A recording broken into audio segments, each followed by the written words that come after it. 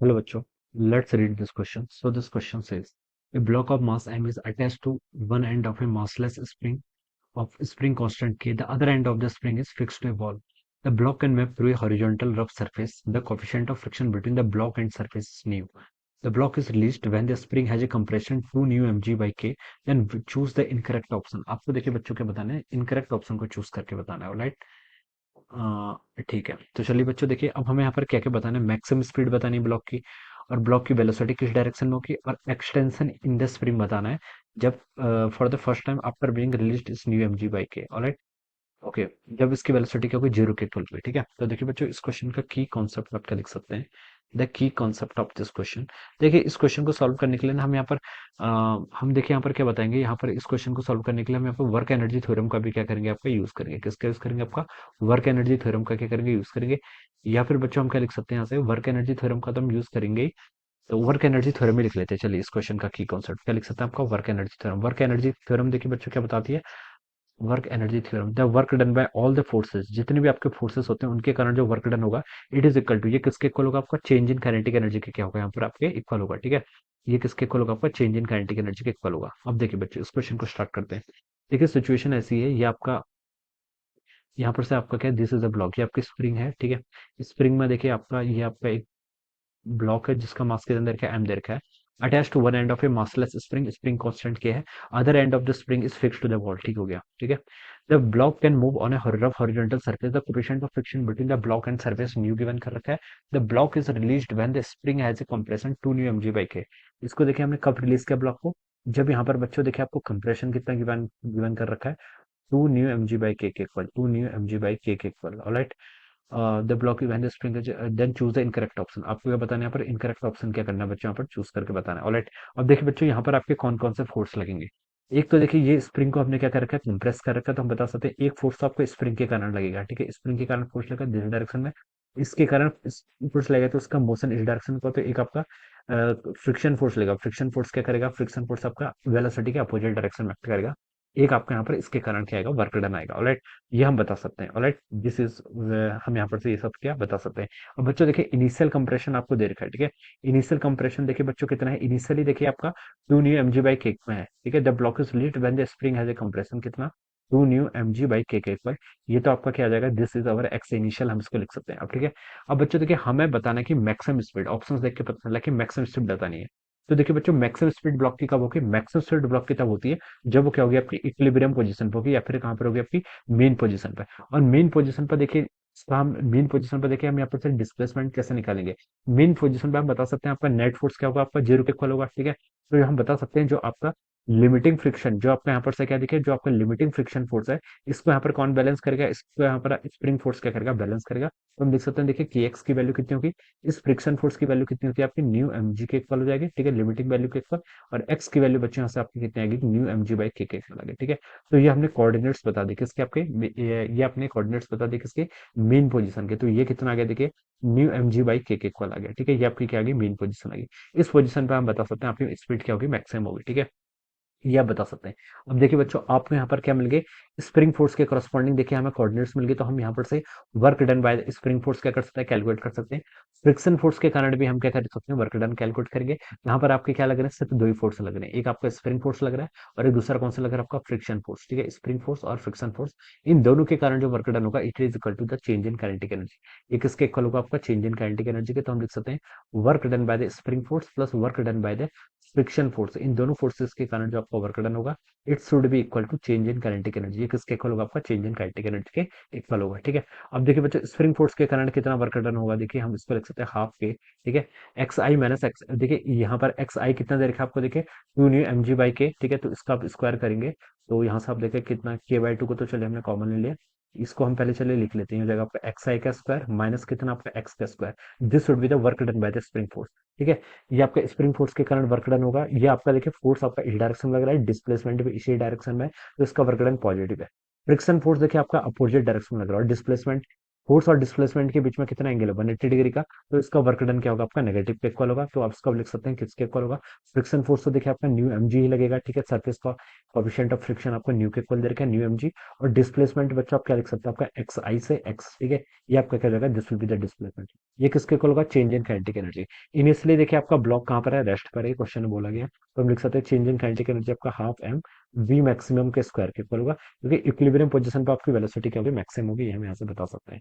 अब देखिए बच्चों यहाँ से इसको सॉल्व कर लीजिए, के बाई टू तो आपका ऐसा हो गया, एक्स आई देखिए बच्चों कितना आपका 2 न्यू एम जी बाई के, इसका स्क्वायर करेंगे तो 4 न्यू का स्क्वायर एम का स्क्वायर जी का स्क्वायर डिवाइडेड बाई के का स्क्वायर, ऑलराइट, माइनस आपका एक्स एक्स का स्क्वायर करेंगे हो जाएगा आपका न्यू का स्क्वायर एम का स्क्वायर जी का स्क्वायर डिवाइडेड बाई आपका के का स्क्वायर, ऑलराइट, ये इतना आ गया, माइनस आपका mu M G into X आई माइनस एक्स करेंगे तो देखिए न्यू एम जी बाई के इक्वल ही आ जाएगा, कितना हो जाएगा, न्यू एम जी बाई के इक्वल, और यहाँ से देखिए कितना आ गया आपका एम वी मैक्सिमम का स्क्वायर डिवाइडेड बाई टू, ठीक है, ये वैल्यू आपकी यहाँ से इतनी हो जाएगी।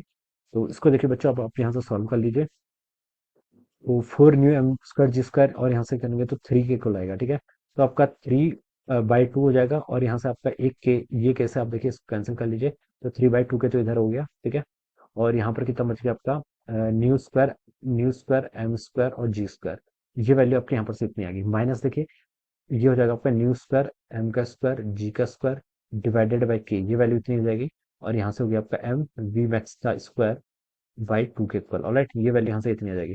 अब देखिए बच्चों 3/2 के माइनस 3/2 - 1 करेंगे तो कितना आएगा आपका, 3/2 - 1 करेंगे तो 1/2 के इक्वल आएगा, तो यहाँ से आप लिख लीजिए न्यू का स्क्वायर एम का स्क्वायर जी का स्क्वायर डिवाइडेड बाई आपके यहाँ से 2 के इक्वल आ जाएगा, ऑलराइट, तो ये हो जाएगा आपका एम वी मैक्स का square divided by two, two से बच्चों आपका यहाँ पर टू कैंसिल हो गया, ठीक है, एक एम से बच्चों आपका यहाँ पर एक एम कैंसिल हो जाएगा, तो यहाँ से बच्चों आप क्या लिख सकते हैं, वी मैक्स का स्क्वायर की वैल्यू कितनी हो जाएगी आपकी, न्यू का स्क्वायर कितना हो जाएगा बच्चों यहाँ से आपका न्यू का स्क्वायर एम जी का स्क्वायर डिवाइडेड बाई के इक्वल हो जाएगा, ठीक है, इसको आप ऐसे लिख सकते हैं mu g under root divided by m by k, ये आपका क्या हो जाएगा, this will be the maximum velocity, ये क्या आ गया आपकी मैक्सिमम वेलोसिटी आपने यहाँ पर कैलकुलेट कर लिया, ठीक है, तो ये तो आपकी maximum speed of the block आपने आपसे कैलकुलेट कर लिया।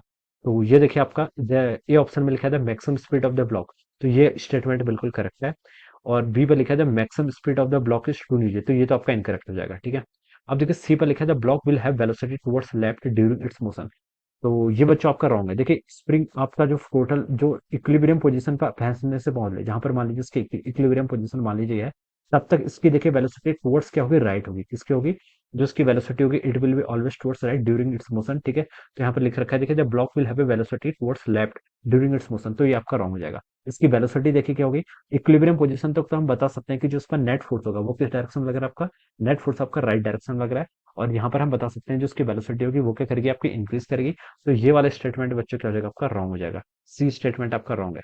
अब डी पर लिखा है the extension in the spring at the instant the velocity of the block become zero for the first time after being released is mu M G by k, आपको बच्चों यहाँ पर क्या बताना है, आपको एक्सटेंशन यहाँ पर से क्या करना है, यहाँ पर कैलकुलेट करके बताना है, ठीक है। अब देखिए बच्चों एक्सटेंशन स्प्रिंग में देखिए आपका जीरो के इक्वल कब होगा, एक्सटेंशन जीरो देखिए आपका तब होगा, extension in the spring at the instant the velocity of block become zero for the first time, देखिए इसको भी हम वर्क एनर्जी थ्योरम से कैलकुलेट कर सकते हैं, वर्क एनर्जी थ्योरम से देखिए हम बता सकते हैं, यहाँ पर आपके दो फोर्स लग रहे हैं, एक तो स्प्रिंग फोर्स और एक कौन सा फोर्स लग रहा है आपका, एक तो स्प्रिंग फोर्स लग रहा है और एक फ्रिक्शन का फोर्स लग रहा है, तो हम लिख सकते हैं देखिए इन दोनों के कारण जो वर्क डन होगा, work done by spring force plus आपका work done by friction force, ये किसके इक्वल होगा, चेंज इन काइनेटिक एनर्जी के इक्वल, ठीक है।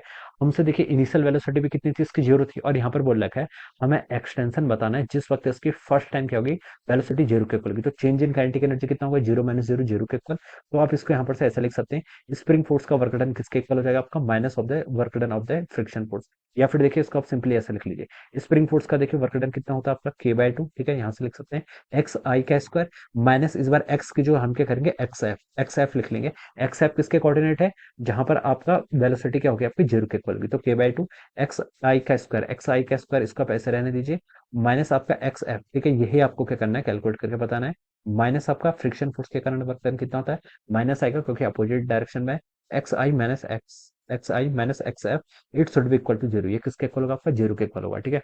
अब आप बच्चों देखिए यहाँ पर क्या कर लीजिए वैल्यूज पुट कर लीजिए, आपका आंसर आ जाएगा, यहाँ से देखिए आपका के बाई टू इस टर्म को ऐसे रहने दीजिए, एक्स आई देखिए कितना आता है यहाँ से 4 न्यू एम जी का स्क्वायर बाय के का स्क्वायर, ये वैल्यू आपकी एक्स आई का स्क्वायर है माइनस एक्स एफ का स्क्वायर, ठीक है, इसको आप देखिए यहाँ पर से ऐसे लिख लीजिए k/2 इस टर्म को यहाँ पर से कुछ आपका कैंसिल हो रहा है, चलिए इसको पूरा ही लिख लीजिए अभी। 4 न्यू स्क्वायर एम स्क्वायर जी का स्क्वायर डिवाइडेड बाय के का स्क्वायर माइनस के आपका एक्स एफ का स्क्वायर, ये तो आप कैलकुलेट करके बताना है। इट इज इक्वल टू, इसके इक्वल होगा देखिए न्यू एम जी एक्स आई माइनस एक्स एफ, ठीक है।